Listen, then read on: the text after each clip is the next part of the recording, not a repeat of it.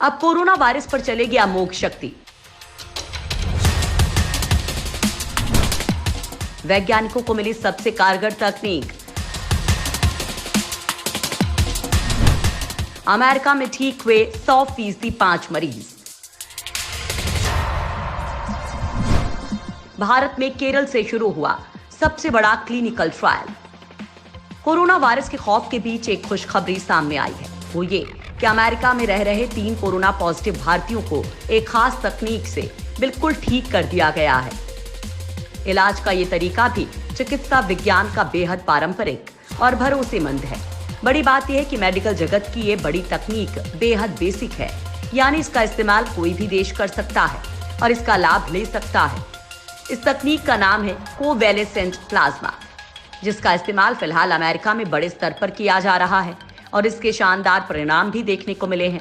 America में Houston के Baylor Saint Luke medical center में 5 कोरोना पेशेंट्स पर इसका इस्तेमाल किया गया। बेलर कॉलेज ऑफ मेडिसिन के डॉक्टर अशोक बाला सुब्रमण्यम ने बताया कि इसके 100% परिणाम देखने को मिले हैं और 5 मरीज ठीक हो चुके हैं। इस खबर ने पूरी दुनिया में नया तहलका मचा दिया है। भारत के लिए भी बहुत बड़ी खबर है, क्योंकि हिंदुस्तान में ऐसी तैयारी बहुत पहले ही कर ली गई थी। कोरोना के लिए रामबाण तकनीक है कोवैलेसेंट प्लाज्मा। कोरोना के इलाज में उम्मीद की नई किरण दिखी है, क्योंकि कोरोना वैक्सीन आने में अभी 6 महीने से लेकर 2 साल तक लग सकते हैं। लिहाजा ऐसे वक्त में एंटीवायरल दवाओं का इस्तेमाल किया जा रहा है, लेकिन परिणाम 100% नहीं आ पा रहे हैं। लेकिन अब इस खास तकनीक से रोगी पूरी तरह ठीक हो रहे हैं।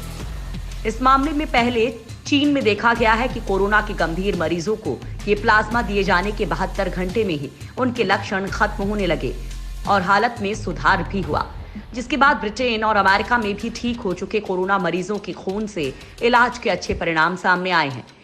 ये थेरेपी जीवन रक्षक साबित हो सकती है और एक छोटे समूह पर किए प्रयोग में कोई गंभीर साइड इफेक्ट भी नहीं देखा गया है। भारत में क्लिनिकल ट्रायल को मंजूरी। Indian council of medical research ने कोरोना वायरस के इलाज के लिए ब्लड प्लाज्मा थेरेपी के क्लिनिकल ट्रायल को मंजूरी दे दी है, जिसके बाद केरल कोविड-19 मरीजों पर इस थेरेपी का इस्तेमाल करने वाला पहला राज्य होगा। उसने इसके लिए इजाजत मांगी थी। वहीं ICMR इस थेरेपी के क्लिनिकल ट्रायल के लिए प्रोटोकॉल बनाने के आखिरी चरण में है।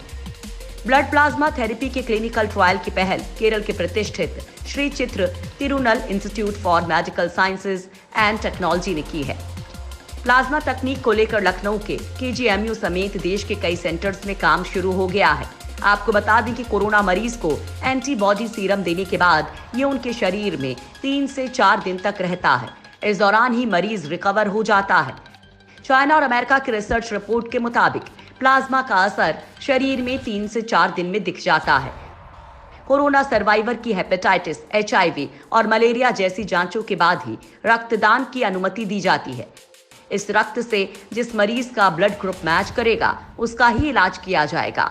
इस तरह किसी तरह का संक्रमण फैलने या मरीज को दिक्कत होने का खतरा ना के बराबर है। भारत में शुरुआत में ये ट्रीटमेंट कोरोना के कुछ ही मरीजों पर किया जाएगा, खासकर जिनकी हालत ज्यादा नाजुक होगी। बतौर क्लिनिकल ट्रायल ऐसा होगा। इसके लिए भारत के 5 मेडिकल कॉलेज करार भी कर रहे हैं। क्या होता है ब्लड प्लाज्मा? हमारे शरीर में जो ब्लड है, उसका करीब 55% हिस्सा प्लाज्मा होता है, जो लाल और श्वेत रक्त कोशिकाओं के लिए तरल पदार्थ उपलब्ध करवाता है। इसे रोगियों को उचित मात्रा में दिए जाने से एंटीबॉडीज बनता है। लोगों द्वारा ये एंटीबॉडीज सिर्फ संक्रमित हो चुके लोगों से ही बनाया जा सकता है। सार्स और कोरोना वायरस 2 के मामलों में ये देखा जा चुका है कि एंटीबॉडीज किस प्रकार कारगर होते हैं। इसलिए कोविड-19 के इलाज में भी इसे एक नई उम्मीद के रूप में देखा जा रहा है।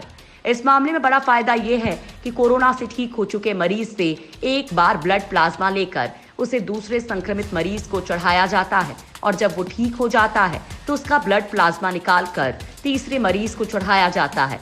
यानी ये चेन चलती रहती है और मरीज ठीक होते रहते हैं। दुनिया भर में बड़े स्तर पर हो रहा रिसर्च। कोरोना महामारी की शुरुआत पिछले दिसंबर में चाइना के वुहान से हुई थी। वहीं चाइना के national biotech group company limited के काई दुआन ने इस संबंध में अध्ययन किया, जिसका प्रकाशन प्रतिष्ठित journal proceedings of the national academy of science में हुआ। इसके तहत 3 अस्पतालों के 10 मरीजों को अन्य दवाएं दिए जाने के साथ ही कॉन्वालेसेंट प्लाज्मा थेरेपी के लिए चुना गया। शोधकर्ताओं के मुताबिक 3 दिनों में ही रोगियों में बुखार, खांसी जैसे लक्षण समाप्त हो गए। रोगियों के लिवर, फेफड़े और ब्लड ऑक्सीजन में सुधार देखा गया। कॉन्वालेसेंट प्लाज्मा चढ़ाने के बाद रोगियों में श्वेत रक्त कोशिका लिम्फोसाइट्स बढ़ा पाया गया और एंटीबॉडी का स्तर भी उच्च बना रहा। 2 रोगी जिन्हें वेंटिलेटर सपोर्ट दिया जा रहा था, उन्हें वेंटिलेटर से हटाया जा सका और उन्हें नाक से ऑक्सीजन दी गई। इन 10 रोगियों में से किसी की मौत नहीं हुई। इसके बाद अमेरिका के food and drug agency FDA ने कहा कि अस्पतालों को प्लाज्मा थेरेपी का प्रयोग करने में मदद करेगा और वे जान पाएंगे कि ये सही तरीका है या नहीं। अमेरिका में रेड क्रॉस भी अब प्लाज्मा कलेक्ट करने में जुट गया है। 100 साल पुरानी तकनीक है कोवैलेसेंट प्लाज्मा। ब्लड प्लाज्मा पुराने रोगी से तत्काल ही लिया जा सकता है। ये नई दवा विकसित करने की तुलना में बहुत ही सस्ता है। करीब 1 शताब्दी से इस्तेमाल में लाई जा रही इस थेरेपी से रोगी में वायरस से लड़ने के लिए इम्यून सिस्टम मजबूत होता है। इसका इस्तेमाल कोरोना वायरस जैसे ही सार्स और मर्स और इबोला जैसे संक्रमण से निपटने में हो चुका है। कोवैलेसेंट प्लाज्मा का इस्तेमाल पिछली शताब्दी में 1918 में स्पेनिश फ्लू महामारी के समय से हो रहा है। इसका ट्रायल 2009-2010 में H1N1 इन्फ्लुएंजा, 2003 में सार्स और 2010 में मर्स महामारी के समय भी हो चुका है। विश्व स्वास्थ्य संगठन के डॉक्टर माइक रेयान के मुताबिक ये रेबीज और डिप्थेरिया जैसे संक्रमण में प्रभावी जीवन रक्षक साबित हुआ है। कैसे किया जाता है blood plasma donate? Blood bank खून की तरह ही प्लाज्मा का भी डोनेशन लेता है। यदि कोई व्यक्ति सिर्फ प्लाज्मा डोनेट करता है तो उसका खून एक ट्यूब के जरिए निकाला जाता है और उसमें से प्लाज्मा निकालकर शेष को डोनर के शरीर में वापस पहुंचा दिया जाता है। इसके बाद प्लाज्मा की जांच कर यह सुनिश्चित किया जाता है कि कहीं उसमें कोई वायरस तो नहीं है और क्या इसका इस्तेमाल सुरक्षित है। कोविड-19 के शोध के लिए इस बीमारी से उबर चुके लोग डोनर हो सकते हैं। डोनेट किए गए प्लाज्मा से इसका भी पता किया जाता है कि प्रति यूनिट प्लाज्मा कितना एंटीबॉडी है।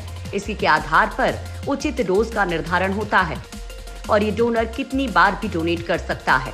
इसकी भी संभावना है कि जिन रोगियों में कोई लक्षण नहीं दिखा हो या वो बीमार नहीं पड़ा हो, वो भी डोनर हो सकता है।